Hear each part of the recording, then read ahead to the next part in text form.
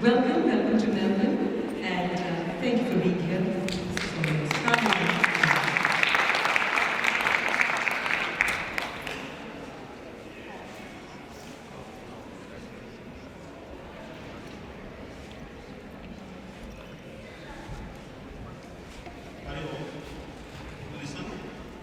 Hari Om, Yoga Sadhaka and seeker of yoga and spiritual seekers. It is my great privilege to come to Melbourne and talk about the Pranayama. Pranayama is such a wonderful thing that I can tell you one example. The professional athletics who works for 6 to 8 hours physical exercise to maintain their performance. Whatever the respiratory capacity is there, that we can achieve just by 20 to 25 minutes of pranayama every day. Over the period of years, we can achieve that things. And that is the magic of pranayama. Now, what is a pranayama? Pranayama means prana aya. As you know, prana is a vital energy force. We all are living because of the prana. That is a vital energy force. And ayama means it is an extension or expansion of the prana throughout the body. As you know, we are living, all organs are functional. They are working, they are living, tissues are living, and cells are living. That prana has to flow throughout the body and throughout the cells. Each and every cell must get the prana. And that prana can move or flow through the channels. For what in yoga it is said nadi. Probably some people say nadi is a concept, but whatever say concept or not concept, there is flow of prana flow throughout our body. And what we do by prana, we open the channels or any channels are blocked, we remove the blockage and allow prana to flow throughout the body. Now the pranayama is considered as a breathing science. There are different breathing techniques are used for maintaining the prana, for flowing the prana throughout the body. Now pranayama, there are different techniques are there. Today my purpose of telling you is showing some of the glimpses of the pranayama and I want to get that from you. Now remember one thing, if you see Patanjali Yoga Sutra or Ashtanga Yoga, they give the steps like this: Yama, Niyam, Asana, Pranayama, Dhana, Dharana and Samadhi. But the thing is that although in Patanjali Yoga Sutra they said that we should do first asanas and then pranayama, but in modern age, we change sequence slightly. Because earlier time, when they do the pranayama, most of people are healthy because they do a lot of physical activities. Now we hardly do the physical activities. We all the time when we come to house, car is there, or public transport is there, then again go to the office, work on computer or sedentary activities there. So our breathing capacity is quite less. So what we do normally is we can start with the pranayama and asanas or combination of both. In my yoga class, basically what I do is first thing is Shatakarma, that is a cleansing processes, and once the cleansing processes we get rid of the toxins in our body because of the sedentary activities or a lot of toxins accumulated in the body. Thereafter what we do actually we teach to the field of Surya Namaskar and some of the basic asanas, and then we go to the pranayama. And after pranayama, we actually teach you a lot of asanas. But pranayama and asanas are complement each other. They are not separate. You cannot say this is the pranayama, they have to work together. Because pranayama, asanas, when the asanas, you can make your respiratory system strong. And by doing the pranayama, our asanas can become easy. So that is one interrelationship is there. Now when we do this pranayama, there are certain things out there that we have to take into consideration.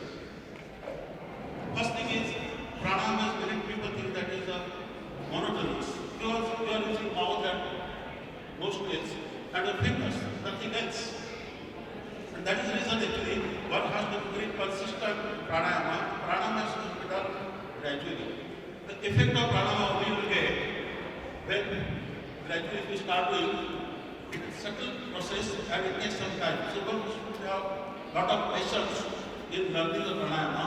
Second thing, pranayama technique has to be done properly, preferably advisably it should be done from the experienced teacher. By just reading the books or watching TV or getting DVDs, you cannot learn pranayama properly. Because if you do the pranayama, nobody has monitored you, probably you may develop the bad habits. And if you develop the improper habits, then it becomes difficult. It probably may go reverse. Stop getting rid of the many respiratory problems, you may develop the problems. Like maybe asthma, or maybe cough, or maybe ear pain, and that has to be taken a lot of consideration. So one has to learn the pranayama with experienced teacher. That is the most important thing. Now we are fortunate enough that in 2015 years, I am bringing people from the Ambika government mentors. They are from Bombay, and they are going to teach us advanced pranayama, and that pranayama we are conducting Sydney, as well as if Rajendra permits me, I can bring them here, maybe on Saturday, Sunday, 2015 dates are not fixed, and then we can give opportunity for you to learn the pranayama with expert people. Now, I want to say about the pranayama. Simple example of pranayama is deep breathing exercise, or what is it, Pranayama Kriya. Now, this Pranayama Kriya, many times when we go for the seminar, they said, after half an hour, they said, okay, straighten the body, straighten the mind, and do deep breathing exercise. That deep breathing exercise is nothing but Pranayama Kriya. In yoga, we say, what is Pranayama Kriya? Prana means that vital energy force. Akarshan means absorption in our body, and Kriya is a process. So this is what about the Pranayama Kriya. This Pranayama Kriya is a very simple thing, that you have to deep breathing, inhalation and deep exhalation. Now the many times we get the problem of we cannot do that properly. The reason can be that our nostrils are blocked. So we have to clean the nostrils. And there is a scientific method is developed in yoga, that's called Jalaneti. So if you have to learn the pranayama, you should do the Jalaneti first. Cleanse the nostrils every day. That's called nasal irrigation. Once you do that thing, then becomes nostrils get clean and most of the pranayama can do easy. So Jalaneti process is having the pot, neti pot, you have to take the neti pot, put salt water in that, about 10% of the salt, and then put on one nostrils and just bend one side, open your mouth and slowly go through. So clear, complete, empty the Jalaneti pot, and afterward take another nostril, from other nostril again put the water and just start putting here so that it cleans.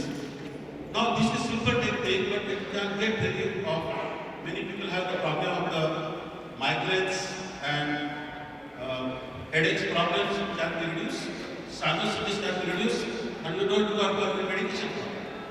I have experienced that many people have been using the medications for years together. Within the period of 3 to 6 months, they get totally clear by just doing the very simple things, no side effects. Now what we'll do, some of the process first I'll start with the deep breathing exercise. So before deep breathing exercise of Pranayama Kriya, very important thing is that our spine should be straight. So please make your spine straight. Okay? And when do the deep breathing exercise, you have to do your nostrils. Okay? So for that it will use Raichak and Purak. Raichak means exhale and Purak means inhale. So I'll use one word so there will not be less confusion. Okay? So anything to do the deep breathing, first we do the Raichak. Raichak means exhale and Purak means inhale. So let us spine be straight. Sit Padmasana, Sukhasana, Vajrasana, Padmasana. Okay? Raichak, slowly deep exhalation. Purak, slowly deep inhalation. Raichak, slowly deep exhalation. Purak, slowly deep inhalation. Raichak,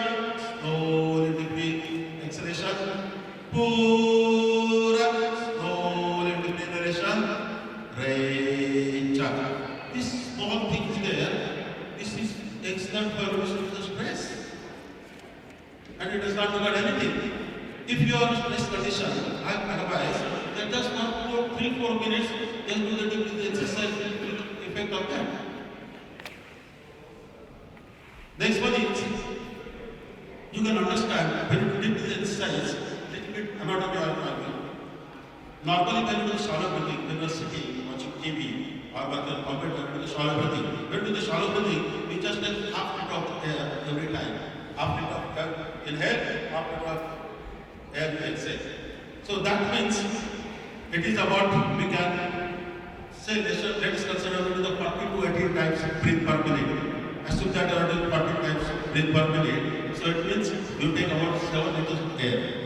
But when we do the deep breathing exercise, our lung capacity, average lung capacity is about 5 liters. Of course, you can't take 5 liters because one of the reasons that there is spongy material is there. Lungs are spongy material, some of the air will always there. That's called residual capacity of the lungs. So minus residual capacity, that will become vital lung capacity, that comes up to 3.8 liters. So we can take up to 3.8 liters of air. But is it true? No. Because that is only to happen. All respiratory organs have to work to the optimal level. But assume that you are a healthy person and you can take 3 liters of air and you are doing breathing for 5 times. So in the same 1 minute you are taking 15 liters of air. It means you are taking oxygen more than 2 times, 2.5 times oxygen, and that have internal effect on our body. That when proper oxygen we get relaxed. Point number 1. Second thing, is most important thing is that we become calm and quiet and we can take proper decisions. So that's one of the reasons. It's a very simple technology that we use. Now I have another 5 minutes. So I talk about the Kapalbhati. Kapalbhati is one of the most important yogic breathing exercise. And this Kapalbhati is taught in different classes in different way. I am just telling you one of the process what we teach you. Most probably must be applied to this process. So normally what we do is called diaphragmatic breathing. So we use our diaphragm, and that diaphragm we use at very high speed. Usually when you breathe, I told you 14 to 18 times you breathe per minute, whereas with the diaphragmatic breathing or Kapalbhati, we take 80 to 90 breath per minute. So we are using really very high speed.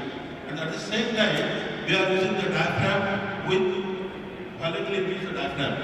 And by doing these things, not only this your breathing capacity increases, but only our diaphragm also, we start with diaphragm. When we start with diaphragm, normal breathing also, we start using the diaphragm.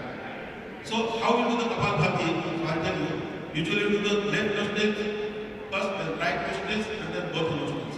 So I'll show you a better from you only 10 times. Okay? So how we do the Kapalbhati? You have to close the left nostril. So if you have to close the left nostril, you have to do the left thumb and straight. Okay? So breathe. So I'll get done. I'll show first for 2 to 3 times and then get a rhythm. Okay? Breathe up. Slowly with the exhalation.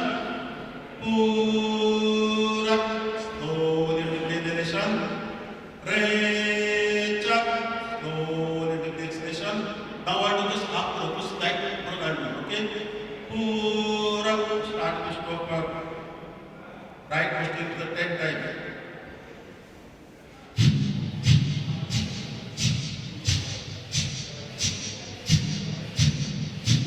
Stop. Take the hand down. Pura. Slowly with the inhalation. Reach up. Pura. Reach up. Now I do the right nostril. So I have to close right nostril, so I can do the left nostril. Reach up. Hapuratma close right nostrils. Start the nostril for 10 times.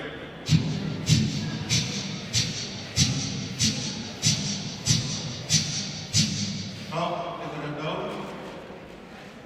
Pura.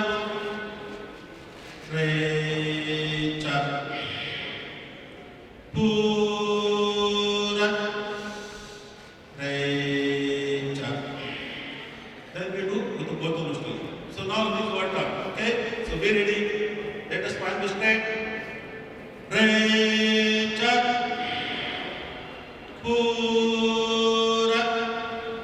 Inhale. Recha. Exhale. Half breath now. Pura. And close the left, close the left hand. Please close left, close the left hand. And start giving the stroke with right nostrils. 1, 2, 3, 4, 5, 6, 7, 8, 9, 10. Stop. Just stop. Don't inhale, exhale. Pura. Slowly to inhalation. Recha. Pura. Recha. Half breath now. Pura. And close your right nostril, right thumb. Start to stroke for 10 times. 1, 2, 3, 4, 5, 6, 7, 8, 9, 10. Stop. Pura. Slowly to breathe in. Recha. Pura.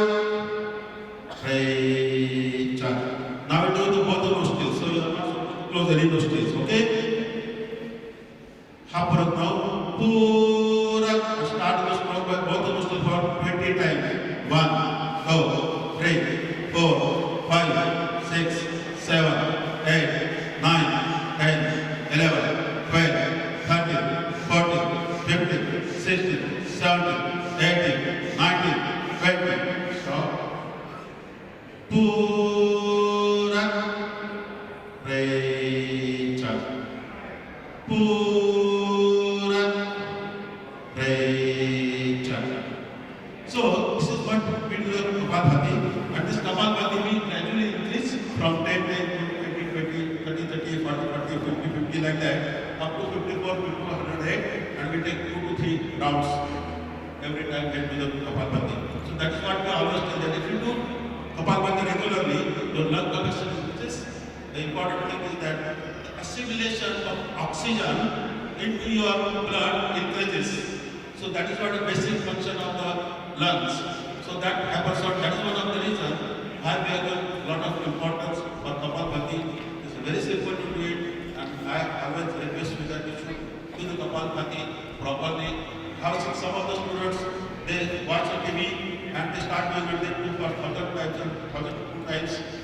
Please therefore do it, because those people who are doing that, they have been practicing for many years. They are not doing practice for many years. So you have to always gradually increase slowly, and usually 54, 108, 2 rounds, 3 rounds, 4 rounds is always better. It will not make any harm to you, and it will give a lot of benefits. So with this, I will close my session, and thank you very much.